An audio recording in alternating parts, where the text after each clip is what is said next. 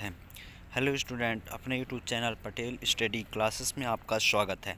तो आज की इस वीडियो पर बच्चों मैं वार्षिक परीक्षा जो आपकी चल रही है कक्षा 10वीं की विज्ञान सब्जेक्ट का, यानी 3 मार्च को जो आपका विज्ञान सब्जेक्ट का पेपर होने वाला है, इसमें मैं वेरी मोस्ट इम्पोर्टेंट क्वेश्चन लेकर के आ चुका हूं, जो कि आज के पेपर में आपको देखने को मिल जाएगा।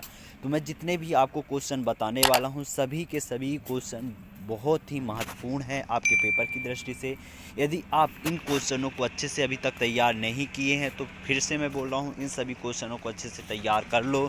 एक बार इन क्वेश्चनों को रिपीट कर लो, अच्छे से पढ़ लो, क्योंकि ये वेरी मोस्ट इम्पोर्टेंट क्वेश्चन हैं और मैं आपको बता रहा हूँ इन्हीं में से 100% क्वेश्चन आएगा। तो आप सभी क्वेश्चनों को तैयार कर लो, इनमें से एक भी छूटने ना पाए। और प्यारे बच्चों, यदि इसका आपको पीडीएफ चाहिए तो नीचे टेलीग्राम का लिंक दिया गया है, वहाँ से जाकर के आप पीडीएफ डाउनलोड कर सकते हैं। और टेलीग्राम पे हरदम अपडेट रहिए, क्योंकि वहाँ पास मोस्ट इम्पोर्टेंट क्वेश्चन प्रोवाइड करते रहते हैं। तो प्यारे बच्चों, एक चीज़ और बता दें कि अभी तक चैनल को सब्सक्राइब नहीं किए हैं, फटाफट चैनल को सब्सक्राइब कर लो, क्योंकि हमारे चैनल पर ऐसे वीडियो आते रहते हैं।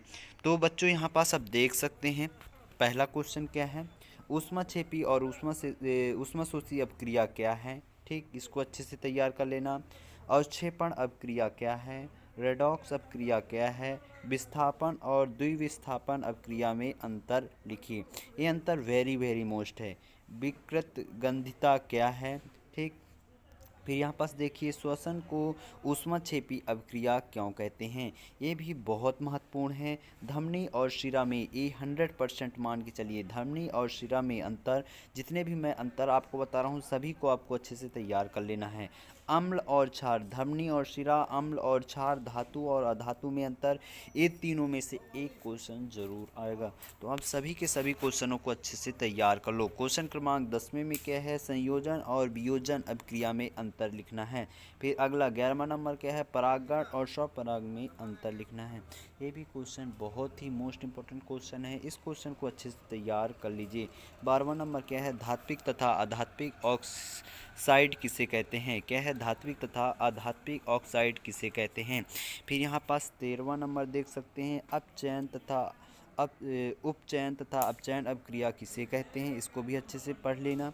ठीक, बेकिंग सोडा तथा धोने के सोडा किसे कहते हैं और इनका उपयोग लिखना है, कम से कम 3। दोस्तों, आज मैं आप सबको बहुत ही बढ़िया एप्लीकेशन के बारे में बताना चाहता हूं, जो डेली लर्न द्वारा बनाया गया है। इस साल डेली लर्न ने आई अचीव स्कॉलरशिप एग्जाम रखा है, जिसमें पार्ट लेकर आप लैपटॉप, मोबाइल, स्मार्ट वॉच भी जीत सकते हैं। जो डिस्क्रिप्शन में दिए हुए लिंक पर क्लिक करें और जल्दी स्कॉलरशिप में रजिस्टर कीजिए और पाइए 50 करोड़ का स्कॉलरशिप जीतने का मौका। दोस्तों, इसकी सबसे बड़ी खूबी ये है, पहली बार किसी ने बड़े शहरों के साथ साथ छोटे शहरों और ग्रामीण भागों तक क्वालिटी एजुकेशन पहुंचाने का निर्णय लिया है, और यहां इंग्लिश के साथ साथ हिंदी माध्यम में भी पढ़ सकते हैं।